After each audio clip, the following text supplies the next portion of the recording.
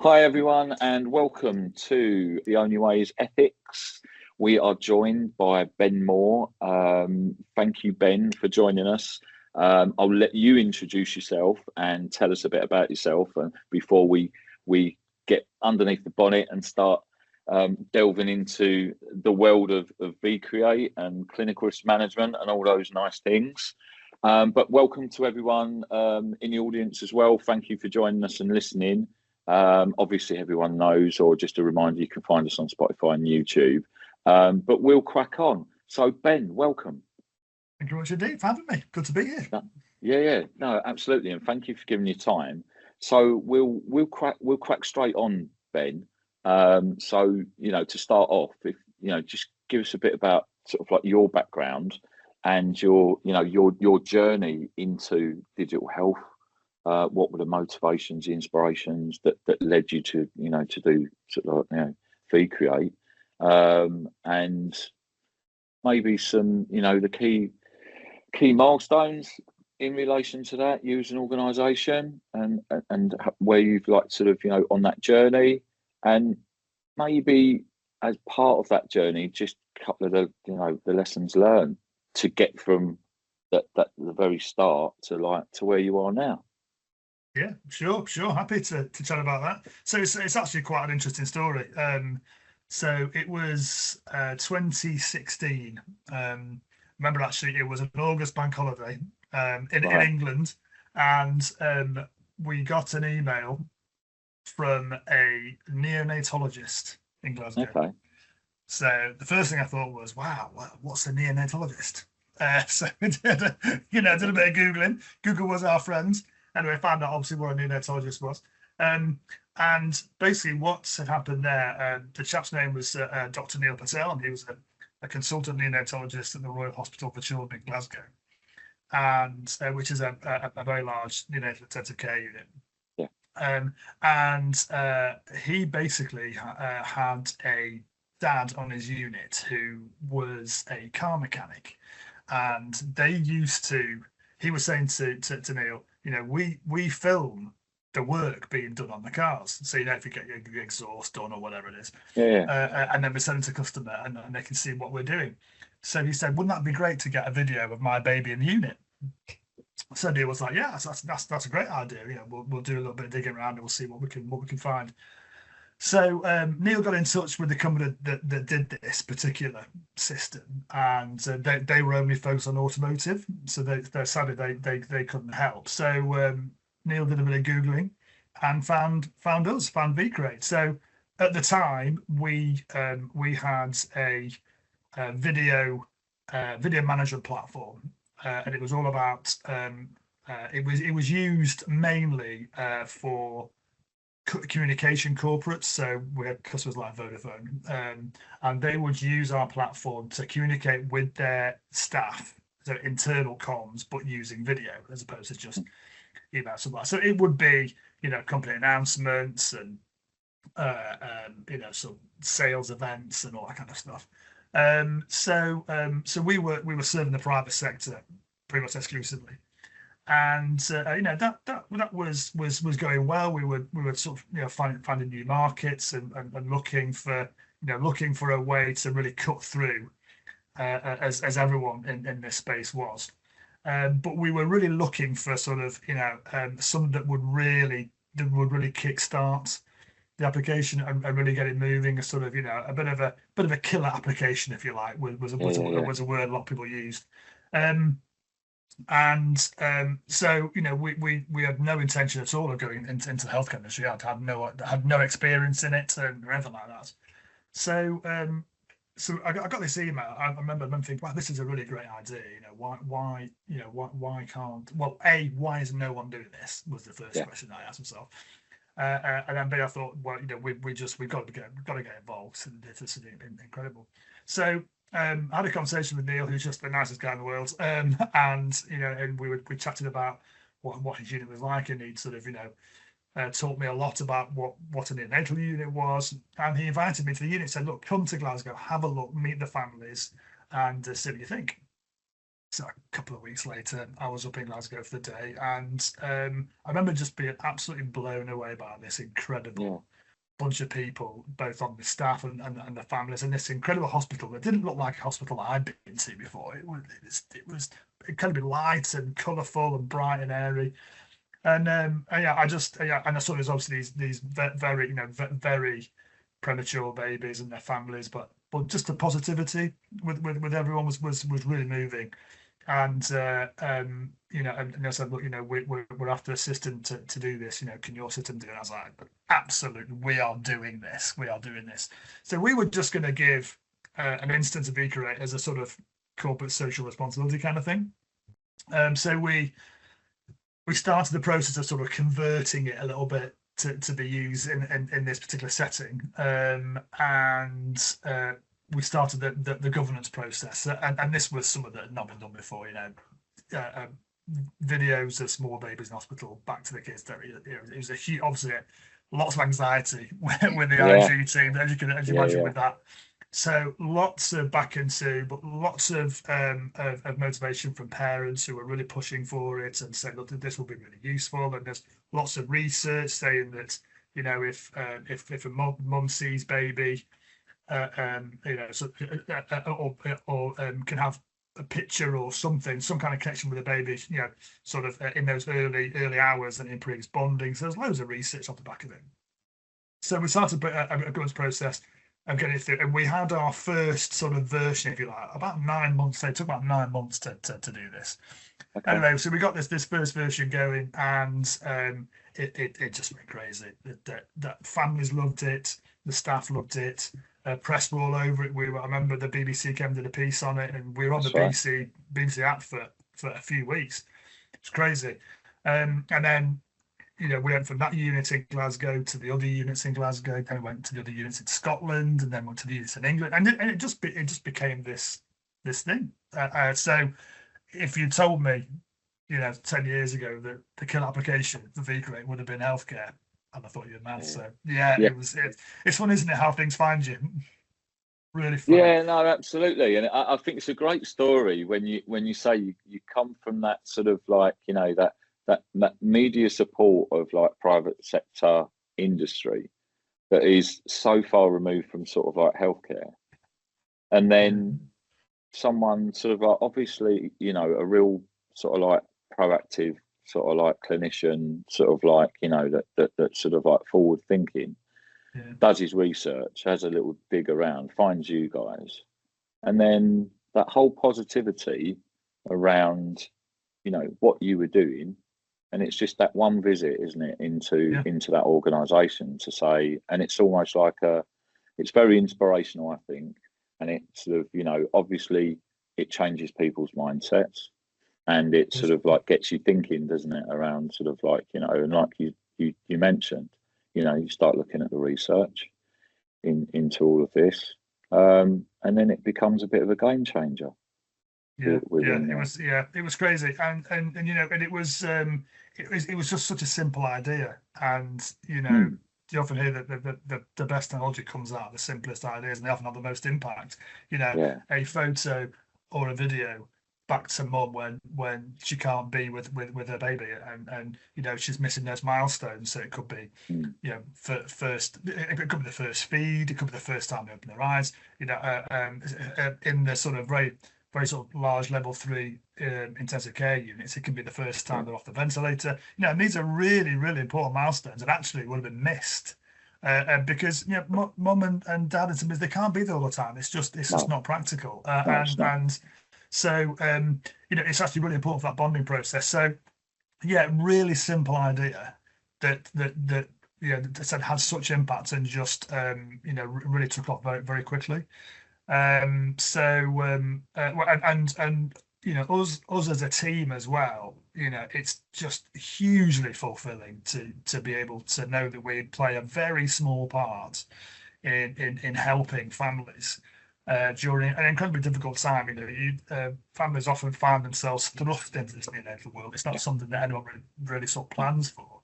So it was it was incredible for us to be a part of it, and you know, we carried on doing that, just sort of developing the product further and getting more families on board, and actually it was in September 2019 that we decided to actually retire our private clients and just focus on healthcare.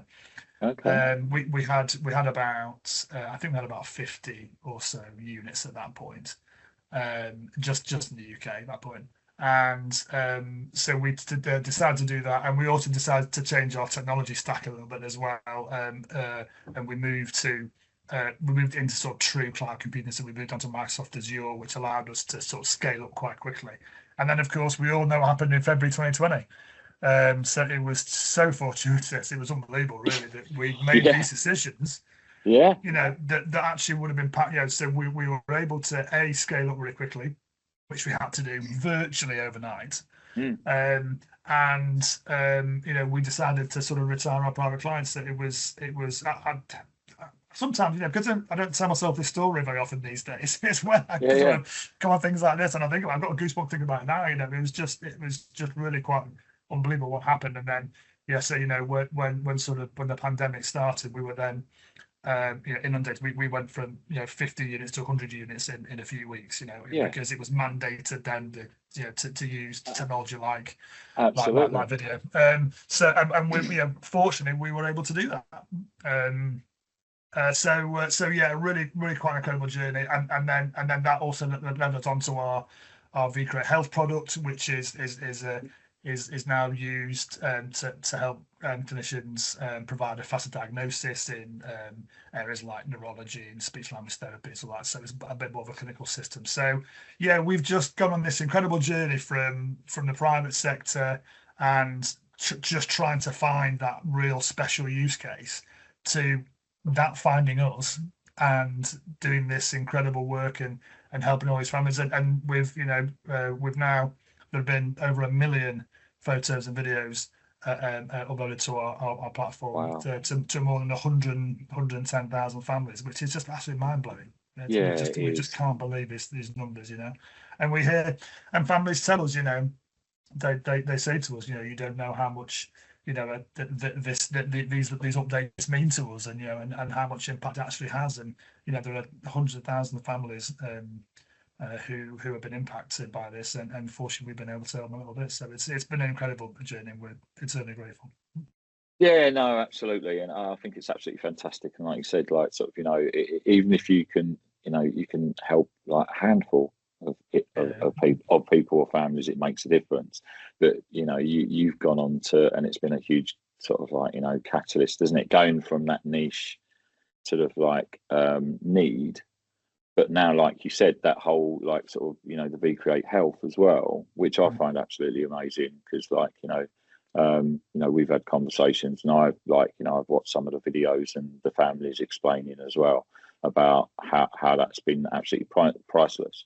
And you know, those videos and those photos for clinicians to inform the diagnosis and sort of like have all that information, and it is absolutely priceless. But with that, Ben, comes sort of like, you know, so like onto those sort of like that whole lessons learned type bit in that growth.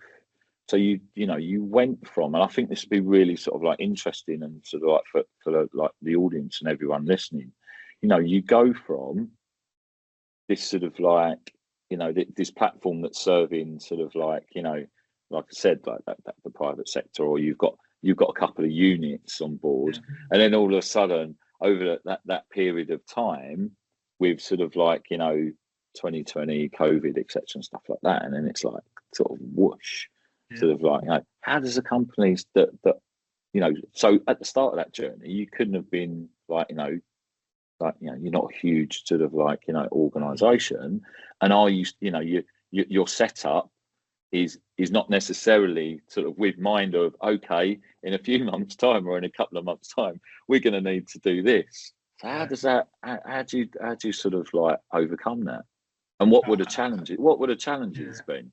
Yeah, well, I mean, a lot of it was pure luck that we'd moved that we change our tech stack for a start. So that from a Cloud-based technology and perspective, that was yeah, that. I mean, that was that way. I mean, we would not. I mean, I did a we did a sort of case study from Microsoft a couple of years ago on this actually, and I said that at that point there, we would not have been able to have scaled up like we needed to if we hadn't have been on a platform like Azure. It's as simple as that. So it was extremely fortuitous, and I'd love to sit here and say, oh yeah, it was all very well thought out, Dean. We had it under control, but obviously, so that was really, it was very fortunate that we were able to do that, and that we'd sort of, we decided to take the plunge and actually go into healthcare because we loved what we were doing. We loved the impact it was making. We loved the people we were working with. So we just wanted to do more of it. And I think, as a founder, I was really touched and just wanted to carry on feeling the way I was feeling when we were working on it. So I just thought, we just need to do this more and more because this is incredible. So that was great. But I mean, lessons learned. Yeah, it was the challenges of working in healthcare are plenty, as everyone probably knows on this. Your audience probably knows, but it's with technology, and as technology moves so quickly, it's really important to sort of keep up with that. And actually, you do have, and anyone who's in technology should be thinking about, data security, data privacy. That's the absolute the core. We have a security first approach even before we were doing healthcare. And everyone, and I would recommend that any application does the same thing. But I think, and this is what this podcast is all about. Clinical safety is something that's probably a little bit overlooked, and that's actually hugely important because I'm not saying that the private sector isn't, but these are people's lives that we're talking about in this case. So actually the stakes are much higher. Yeah, totally. And you have to always be aware of that. So everything you do, you need to be focused on. Is this as safe as it can be?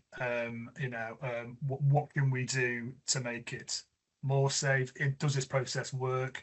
What would this group of cohort of patients think? So it's you're always thinking about how to maintain clinical safety and to improve and enhance it. So for me, lessons learned, I think, is changing the mindset from not just data security, which is hugely important, but actually looking at the clinical safety aspects and user experience in health tech is a whole new kettle of fish to what it is in the consumer space. You really need to think about how your software is, how your users are interacting with the software to ensure that it's as safe as can be and that the expectations are as expected. That the experience for the patient, whilst they're undergoing probably high degrees of stress, is that they are comfortable and happy using your technology. So I think the stakes definitely higher. So I think clinical safety, and I'm not just saying that because we're on a clinical safety podcast. I promise I'm not. I think that's been the real core factor for me is to focus much more on that, which obviously you don't really think about at all when developing outside. No, absolutely, and I think it's one of the biggest challenges, and sort of like and I know we talk about sort of like clinical safety, clinical risk management in relation to the podcast, but as you'll see over the sort of like the episodes, we've almost come away slightly from sort of the episodes that were purely around clinical risk management, and we're broadening across the whole of digital health, and that was the aim. But I think you've hit the nail on the head, Ben, in relation to those challenges when you said like private sector into healthcare sector. And I think it's a real challenge for a lot of organisations. They've got good ideas, a lot of these organisations. However, they really struggle to apply those ideas into the health sector, which they don't know, or they struggle to adapt because they don't approach it. Their approach isn't sort of correct in relation to that. you know, having worked with you guys for sort of like a number of years now in supporting you and knowing the team and knowing your approach, the research you've done, the background, that whole piece, it's crucial, it's absolutely crucial to the success and to moving forward and to making sure that there's that understanding. And I think the important part for a lot of these organisations don't take the opportunity to go and visit some of these sites, actually get into the ground roots, actually go and see what's happening. Because, you know, you mentioned just now that whole user experience and that whole, like the whole UI UX piece within healthcare is just completely different than like your banking app or your sort of or any of these other apps. It's just it's a completely different, and it's a different, like you said, it's that mindset, isn't it, in relation to that, because there isn't the incumbent risk in relation to any of those apps is miles apart from what we're dealing with now. And I think it's that realization, isn't it, for some organizations, they just can't get to grips with it, and that's where they fall down or they fail, because they don't know how to apply that then to the applications. I think also probably a reason why they sort of get trapped down this wormhole is, like you said before, is that they're not actually at the rock face. And you know, we were really fortunate with both our products to have really enthusiastic and engaged clinical champions. And because of that, you know, we were able to get a real insight into how a neonatal unit was run, and then how a neurological diagnosis is made, and the process, and you have to do that. There's a couple of reasons why you've got to do that.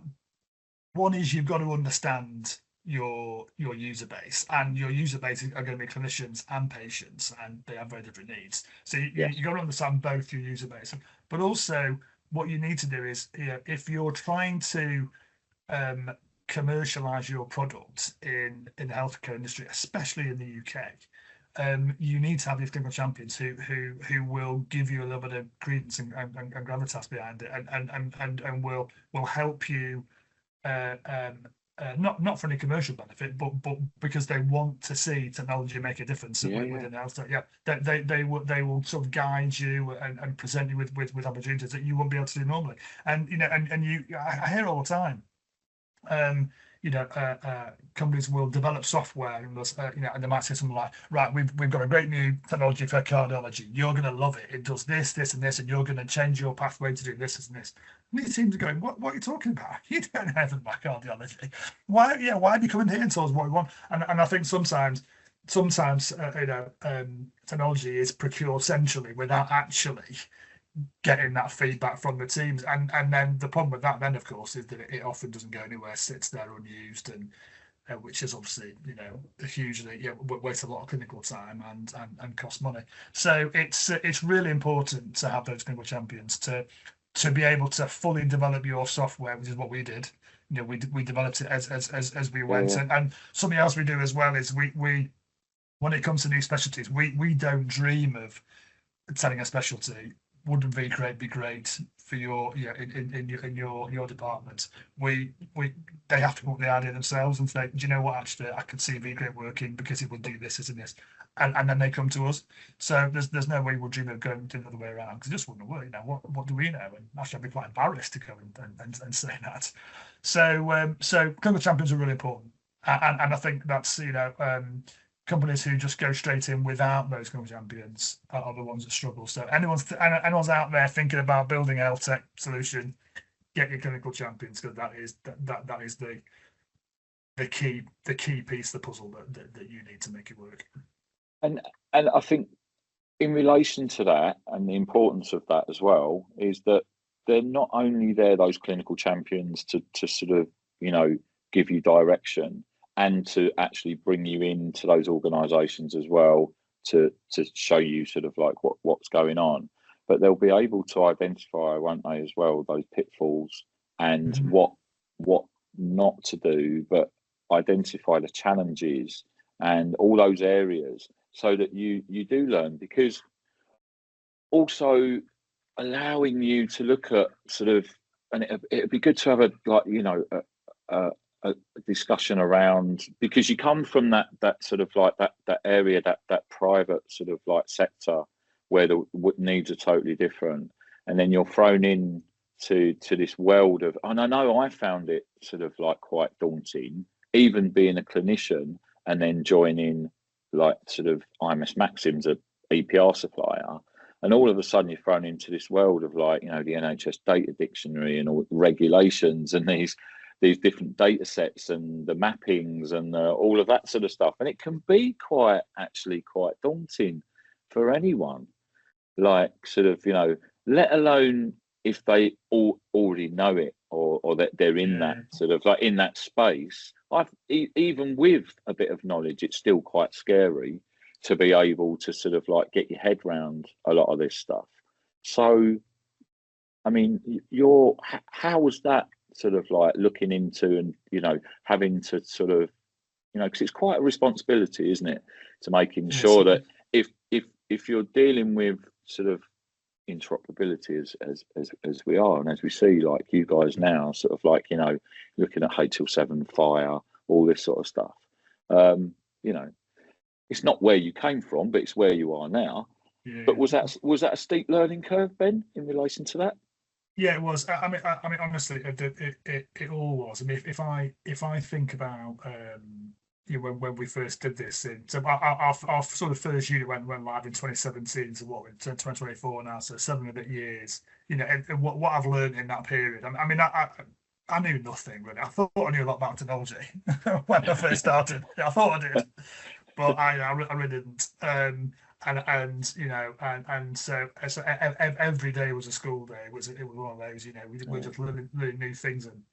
And actually what we found was, you know, with every unit that came on board, we would go through the information governance process, which is pretty laborious doing it trust by trust, but we'll talk about that in a bit, I'm sure. But yeah, you know, so but with everyone that we did, that we would, you know, there would maybe be like a new requirement that we'd not quite had before, so we would work on that. So with each unit that we onboarded, we kind of got closer and closer to being a more rounded organisation when it came to governance. Certainly, so by the point we'd sort of onboarded maybe 30 or 40 units, we got our governance pretty much nailed. And actually, it was quite unique that in that we will be able to roll it out much more quickly, which again was really great for the pandemic, because we needed to roll out quickly. And because, you know, I know that there's a lot of talk about some of the, you know, some of the governance slipped a little bit during the pandemic, but we didn't see that. You know, we approached it in exactly the same way.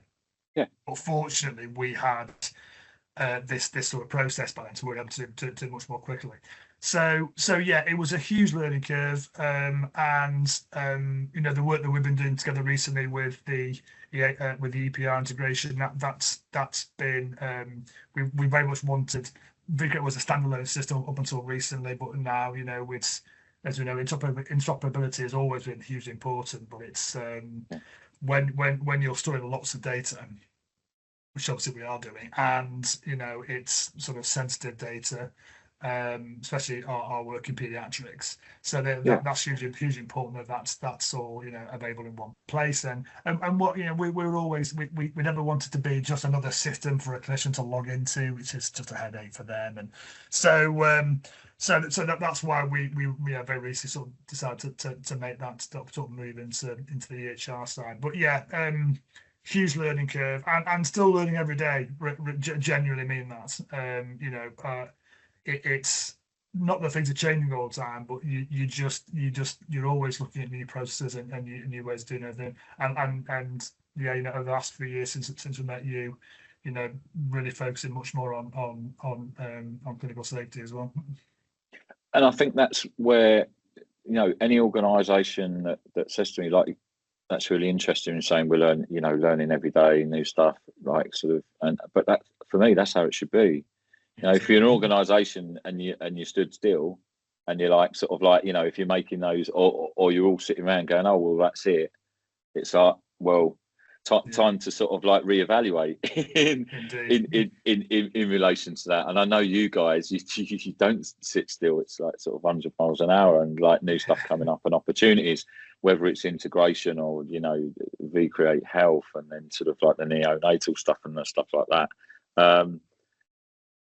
And it's really interesting you're talking about sort of data, and we're talking about, you know, the whole privacy of that data, and it's all sort of, you know, real sort of confidential stuff. And as we know now, you know, 2024, we're seeing more and more cyber attacks. Yep. We're seeing, you know, information security breaches left, right, and centre. And, you know, if I was a health organisation, that'd scare the bejeebers out of me. You know, we've just had, haven't we, in the current weeks with Alderhay, Liverpool Women's Hospital, and those guys as well, under attack. When you see all these things, Ben, and sort of like you see all this in there, you know, does it worry you as an organisation who are firmly in that space? Yeah, definitely. I definitely wasn't as grey as this 7 years ago, pre the healthcare world. So yeah, I reckon it's definitely had its toll. But no, it does. It really does. You know, and I take solace really in the fact that I know that we've done all we can do. You're never going to stop an attack. It's impossible to mitigate the risk completely. It's impossible. So what you have to do is to do all you can, is to utilize all the tools available, from a technology perspective, is to make sure that your data is secure as it can be, that you're using all latest encryption techniques, is that you're employing a trusted cloud like Azure or AWS or whatever it is you're doing. So there's loads of sort of standardization that you can do across the board with on the technology side and firewalls. And so I think if you're doing all you can there, then that's great. And then of course the clinical safety side, you need to make sure that actually, because if you can have all the bells and whistles on your platform, but actually if there are fundamental issues with the user experience or how users are interacting with your application, then that's all a bit pointless really, because the person weighs in. So it's really important to do both. But yeah, it does worry me. But like I said, I think those that don't pay any attention to that kind of thing, and there are, I'm sure there are orgs out there that like that they should probably be more worried. I do feel pretty good the fact that we do all we can. We're constantly looking at improving security. We have this security first methodology with our development. Yeah. We work with you guys in clinical safety. That we do, and I think really, if God forbid anything like that happened, an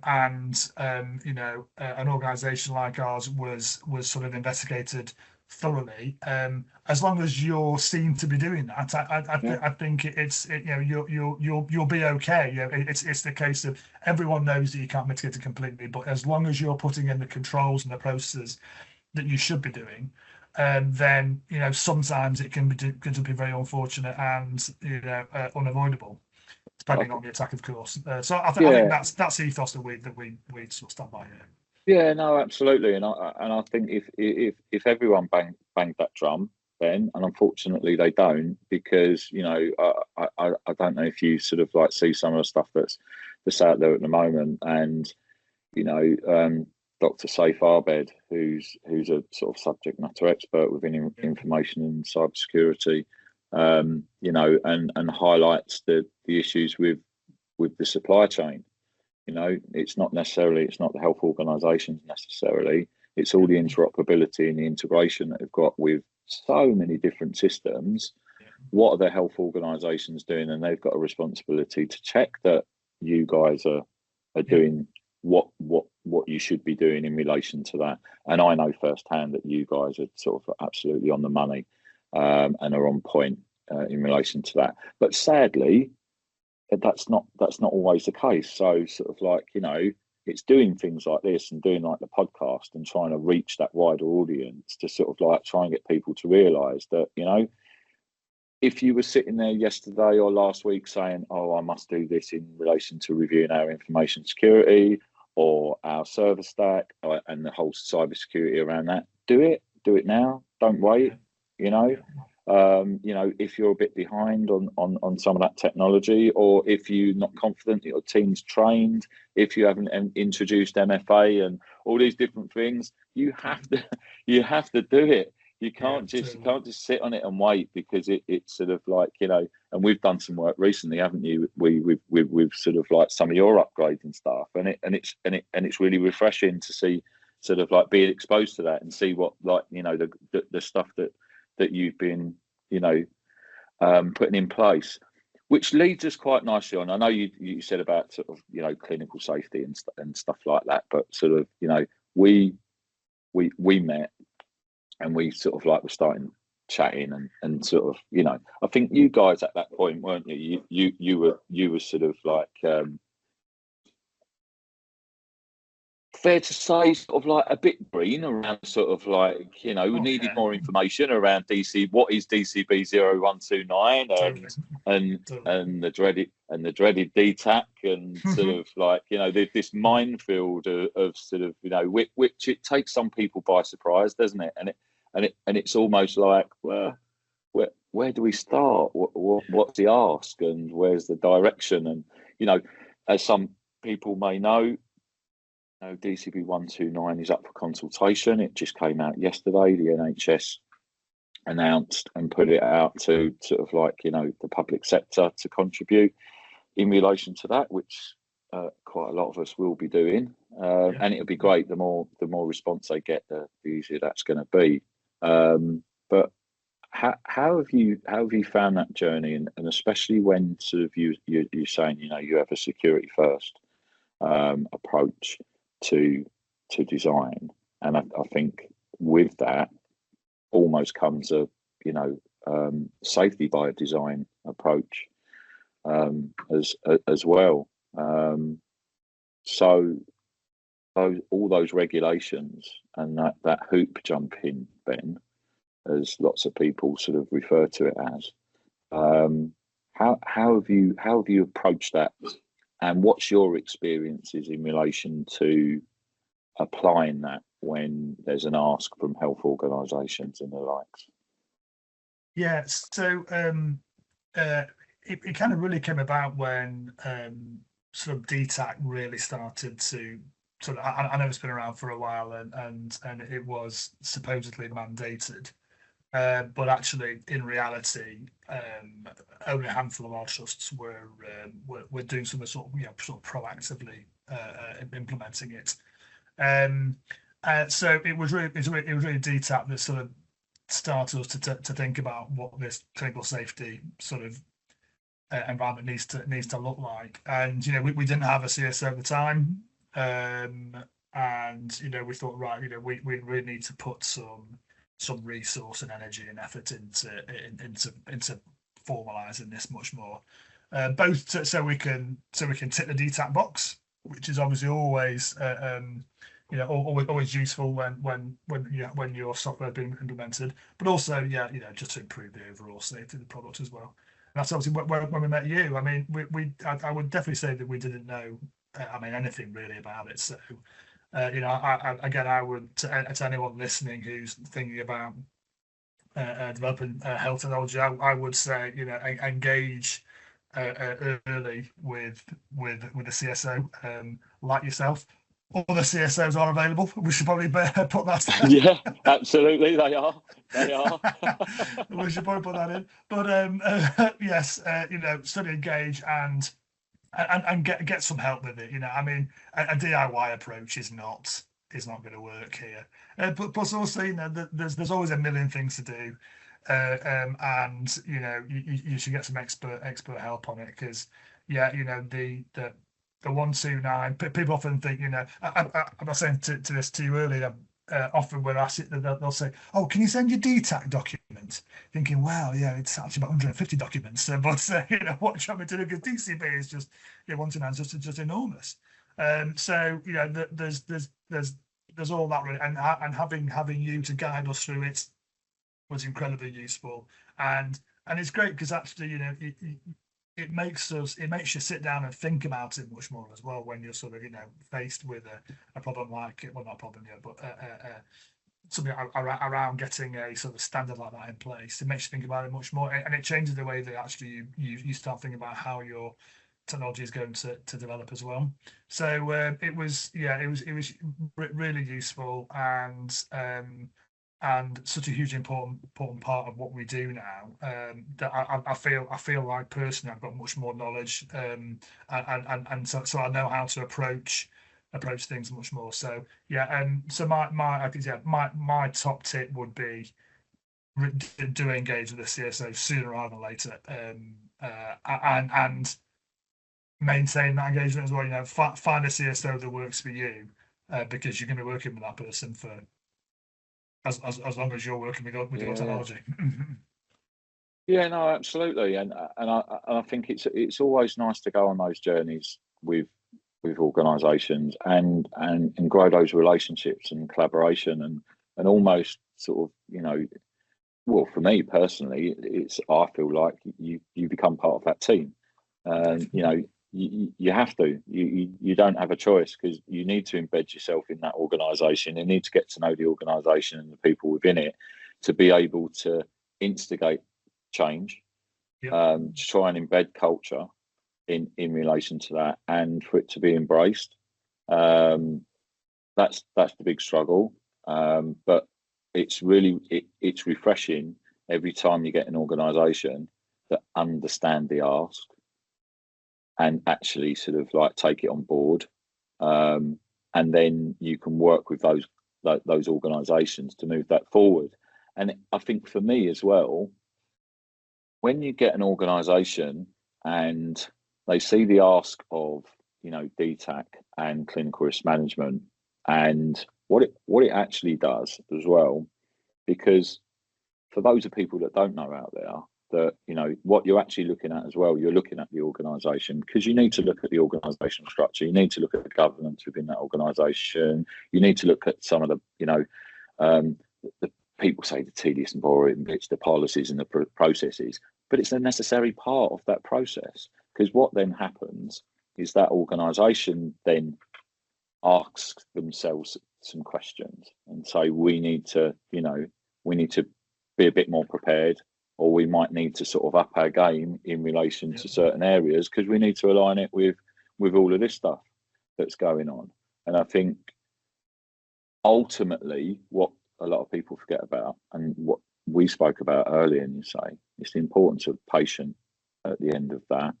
Yeah, that's the end game, isn't it? Is all about the patient and the effects on them, and not causing harm.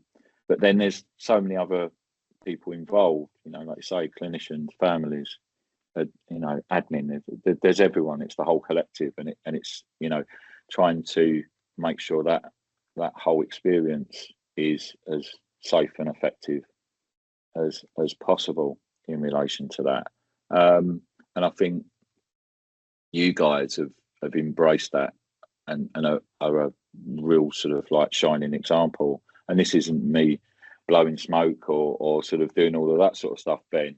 But if it means people out there sort of like listening how you do it, sort of like the correct way, it's actually bringing those people in. Don't use them. Don't just say, we need to tick this box. So we've found you tick that box for us. Thank you very much. Yeah, then we'll move on. Yeah, and then you're gone, because guaranteed 9 times out of 10 you're gonna need that person very quickly, very within and in respect to that. But do you feel, going through that process, that whole DTAC process, and I know it's not perfect, because we've spoken about this before, but do you feel as an organisation, do you feel you've grown through that process? Do you feel has the organisation sort of matured in respect to sort of like governance, process, procedure, etc., and stuff like that by going through that process? Yeah, definitely. It's like you said before. You find yourself asking yourself questions that you would never have asked before. So yeah, and actually you incorporate it into future design. It's not just about security first. It's actually it's about safety as well. And they are actually, people might think, well, what's the difference? But actually, there's quite a big difference between security and safety. And so yeah, it makes you think about all these things. So I think it's we are definitely a different organisation now. I mean, if I could go back in time, I'd love to start it on day one. If I knew what was coming, if I had a crystal ball, I would have started on day one, of course, like everyone would. But so that's why I really do implore anyone who is thinking about starting up, is to have it as in your key tool set from the beginning, because it will affect every decision you make going forward. And the more informed you are, the better. And you can tell those systems, actually. You can tell which ones have got safety in mind. They stick out like a sore thumb. You can just tell that which ones have had the whole safety design into the process. They're often the ones that are implemented in more places and get through quickly and have high satisfaction scores. You can just tell from there, really. So yeah, but it's been emotional, but in a good way. It really does, it's a huge important part of it. And yeah, like I said, if I could go back in time, I would definitely start from day one. What would you? I'm going off. I say I'm going off on a tangent, but I'm just thinking of something there while we were discussing this and talking about the standards out for consultation. Maybe putting you a bit on the spot here. What would you like to see? So if you were sitting round the table with NHS England and those guys as part of that consultation in relation to DTAC, because DTAC's being is part of the consultation. It's not just the NHS safety standards, just for everybody out there. DTAC is being looked at as well to be revised. What would you bring to the table, Ben, in advice to those guys to make it a bit sort of like easier from your experience? Well, I mean, I think everyone would just say, we need some consistency and some standardization across the board. We're absolutely crying out for it. I mean, a prime example is like I mentioned earlier briefly, is we go through the governance process for every trust we go into, and sometimes, and I don't want to sit here bad mouthing trust. No. That's not what I'm doing. Yeah. But sometimes you actually might even go through a different a new governance process every time you have a new use case come on board. So it's challenging. I think because they can vary quite a bit as well. Not all regions, not all trusts or boards are created equal. So I would like to see much more consistency. I'd like to see an NHS England wide DPIA structure and standard. I would like to see that, and I would like to see some sort of process where you can put a DPIA together.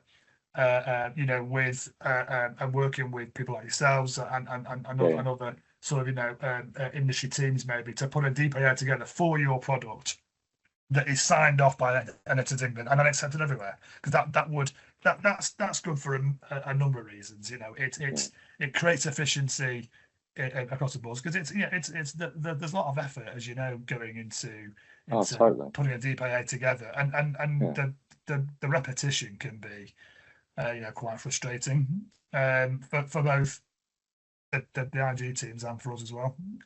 So I'd like to see a standardised DPIA that is signed off by NHS England, or if a board of trusts, or whatever that looks like. It will be great to have, and then you can say, right, and it's not something they just do once. It's reviewed every year, just like you could go say the documentation is. So I'd like to see that, because I think what that would also allow the NHS to do is to roll out microservices like ours, official, safe, secure, approved microservices like ours, much more quickly, which will will be hugely efficient for the NHS, save money, save clinical time, be benefit for the patients, and we can just sit here all day reeling off the benefits. So that would be great. I understand it's not something you can put in place overnight, but I've reached out to Integrity before and said I'd be delighted to help with it. No charge. I would just love to be part of it now, because I do feel that would be hugely beneficial. And I think and that's obviously what they're sort of trying to do with DTAC a little bit, is and get the 129 as well, and obviously DPA is part of the DTAC, but I think that would be a hugely important step, and then the other bit I think really is properly mandating DTAC or 129. What if you're going to mandate it, don't half mandate it.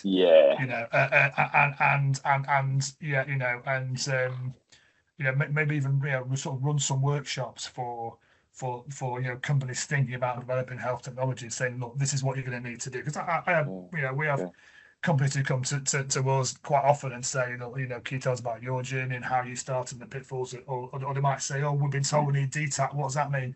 And all that kind of stuff. So I think that would be useful. But understanding the governance structure isn't quite that simple, but I'm pretty sure that we can sort of come around the table and get their heads together and do something like that. But standardization is what everyone's crying out for. The software providers, or the technology providers, and the trust themselves. We're both crying out for it. Yeah, and I think the whole message there for me is around it's that that central governance is weak, really weak. There's no real governance around it. It was something that was put out there, and it's like, off you go, guys.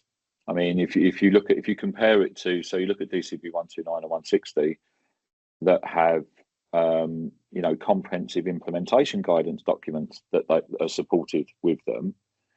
DTAC doesn't have that. It doesn't have anything really to sort of like to guide you through it. And you're absolutely right with, and I think it's a real shame. I think sort of my inside contacts have told me that whole, when you say about properly mandating sort of DTAC and 129, 160, apparently that's not up for discussion during this consultation.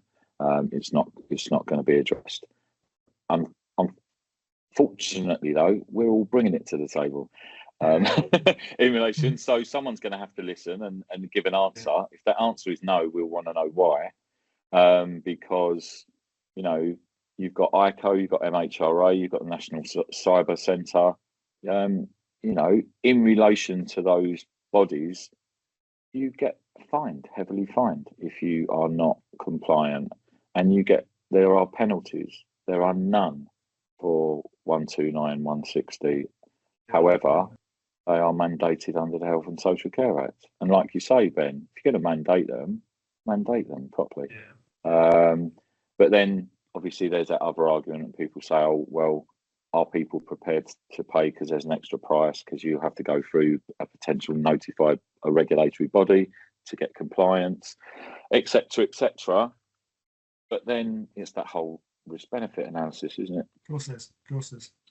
In relation to that, if you're prepared to, increase the harm to patients, really, it's an interesting one. So, to Ben, vCreate and what you guys have done, the journey you're on, this whole starting from this quite entrepreneurial, isn't it? In its approach, and sort of like changing from one place to the other, and the whole impact it's had. What does the future hold? What are the plans, Ben, for vCreate in relation to what you're doing? So we're there's sort of a couple of plans across the products really. So we're from a commercial point of view, we're sort of moving to new markets. So we're looking into the US now. So we've got our first few hospitals coming on board in the US, which is great, and a whole new kettle of regulatory fish. Don't I know it? Yeah. So that's good. That's interesting.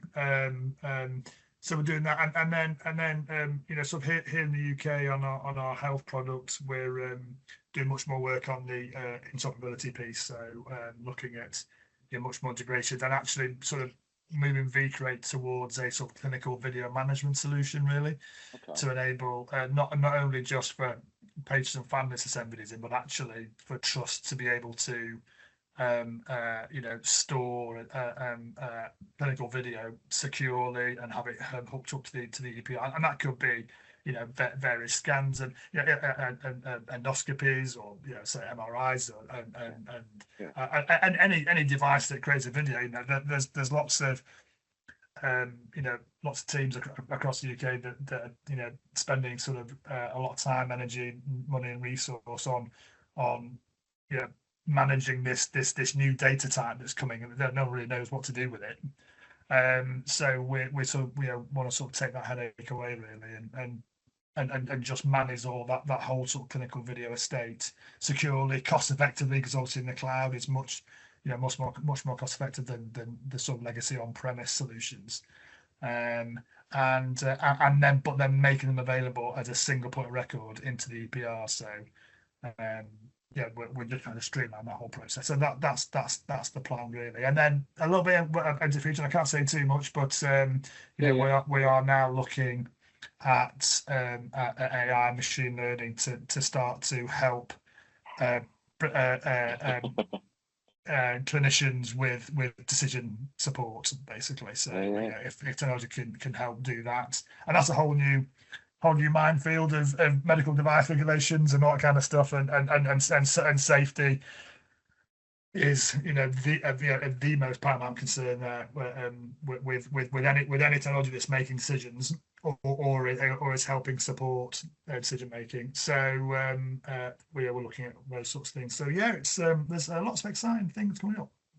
Yeah, no, it's absolutely great. And I was going to mention AI actually, and you beat me to it, but sort of because it always gets a mention, doesn't it, in relation to how can I think quite a lot of organisations now, aren't they? It's like, how do I apply AI? It's not going away. It's going to be there, and it's almost an expectation from health organisations that you, as a digital health technologist, and as like those organisations, will have some sort of AI sort of supported platform.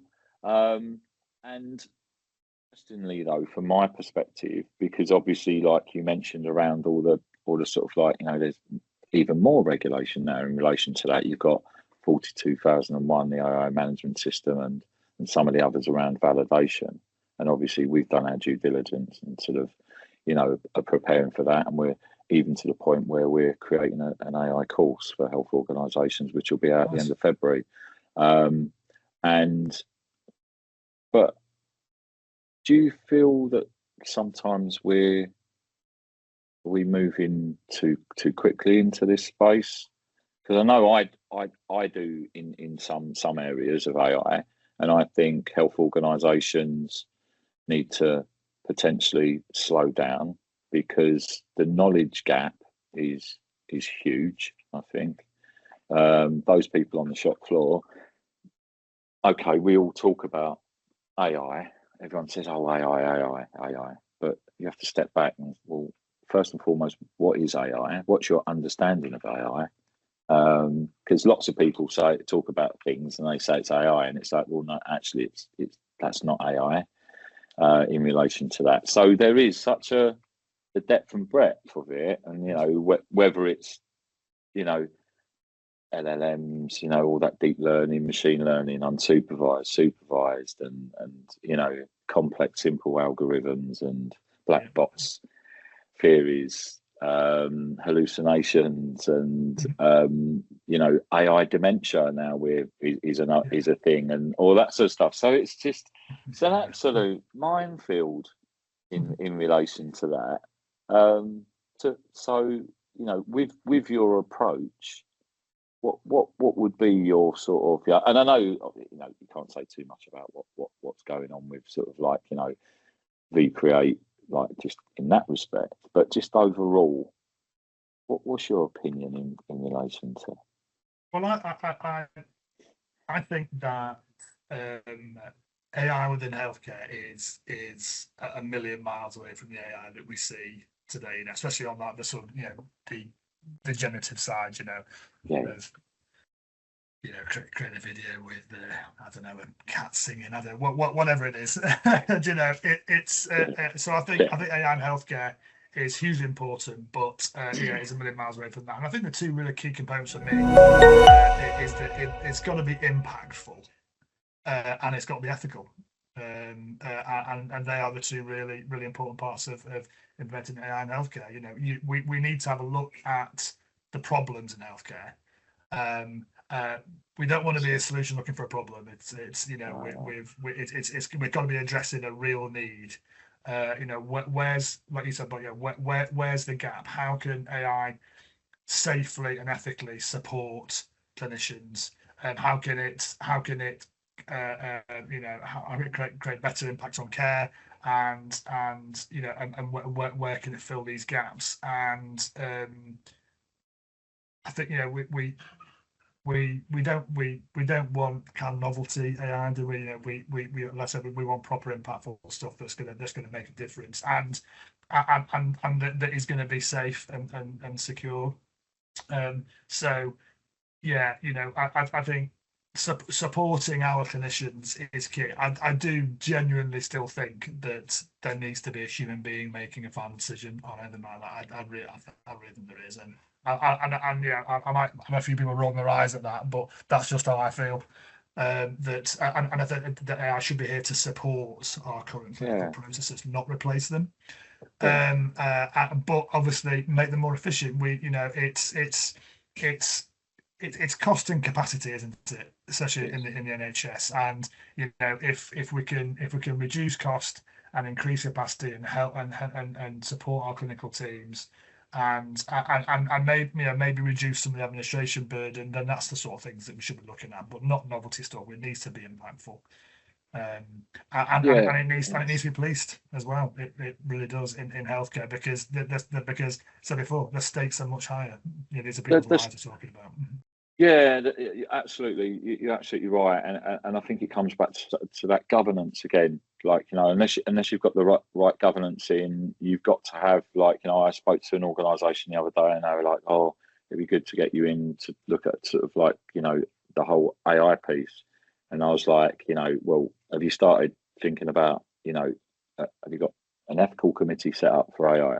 And they sort of look at you as if to say, what's that? What Why do do you we need to do that? What do you mean? And it's like, well, you should have an efficacy committee anyway in relation to what you're doing within the trust, and you've got clinical governance, etc., and that type of stuff. But also with the AI piece, I know you said like, people roll their eyes around like having a human in the loop and stuff like that. But I'm in your camp, Ben, in relation to that, because you'll have people that argue and say, like, but wasn't the whole point of bringing AI in that we can remove the human? No, who said that? That's like Yeah, exactly. you've made that. People have made that up. I think that's like, Yeah, if you yeah, try and look yeah, back to, was that it then? Is that the whole point of artificial intelligence, to remove us from the? yeah, That's something of films, isn't it? That's yeah, Terminator exactly. Yeah, and sort of yeah, like quite. and all of that. And there's some really good, useful. I'm almost calling it's the greatest showman, isn't it? It's out there like da, da, da, da, isn't it? Look Yeah, at me, I'm AI, yeah, and doing all of that stuff. And like you say, it's that novelty factor. What is it? Just for clinicians to go, oh, look at that does, look, it does all that, and yeah, people go, wow.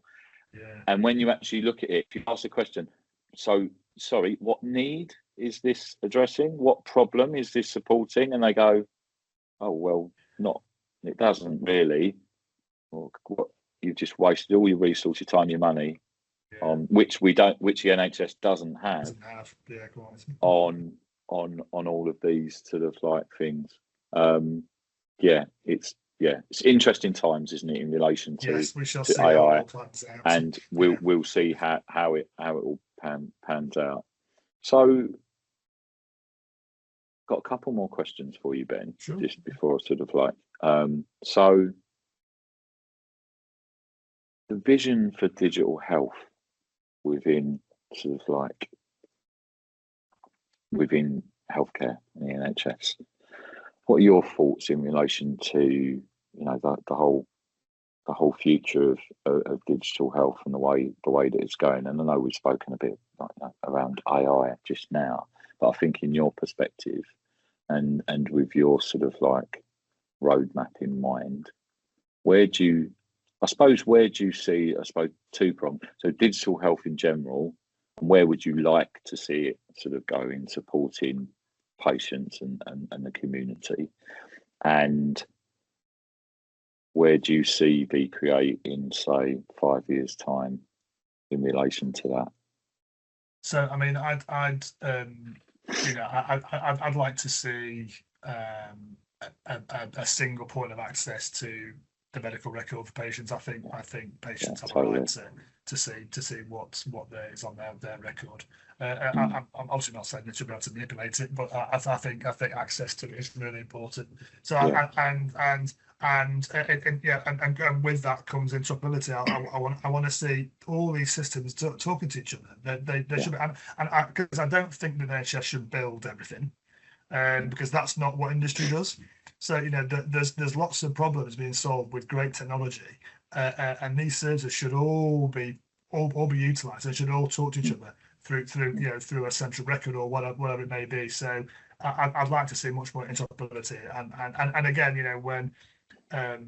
when technology is developed, having interoperability in mind, because that's going to make everything easier for the patient and the clinical teams. So I'd like to see that. I'd like to see it much more joined up across all the trust, which we sort of briefly mentioned earlier.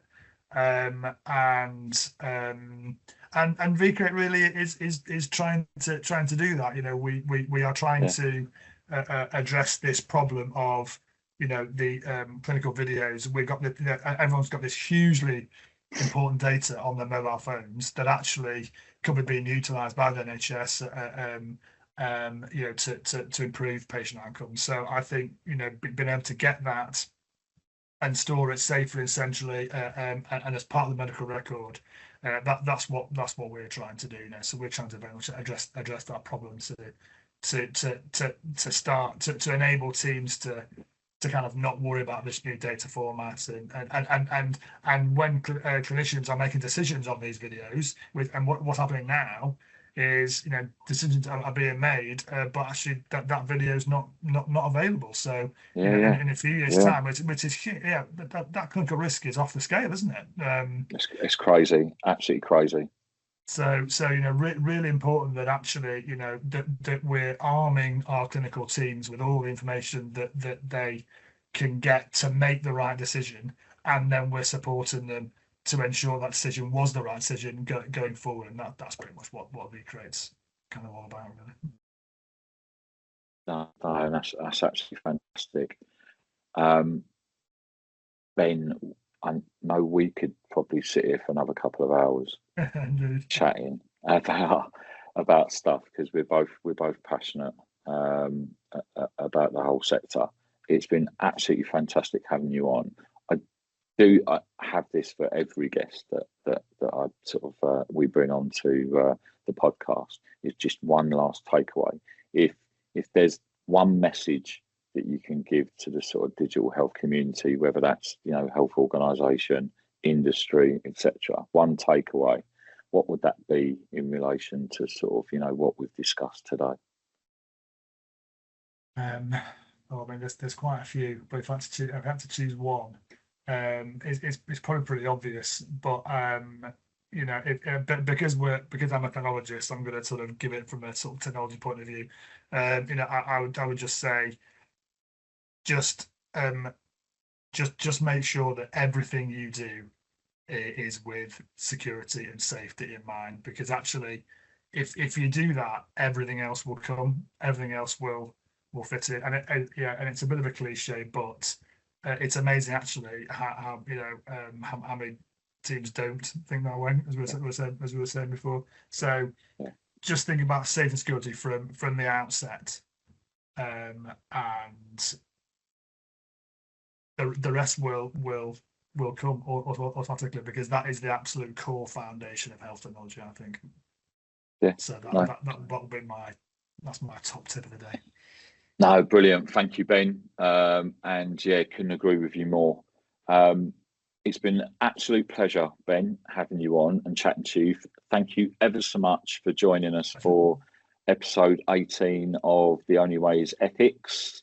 Thank you to everyone out there for joining us and for listening. And I hope there's been lots of takeaways there for people to take on board. And if anyone's got anything else that they need to sort of like, or any questions or anything for Ben, please sort of like reach out, and we can pass those on, and I'm sure Ben will be happy to sort of answer any of your questions.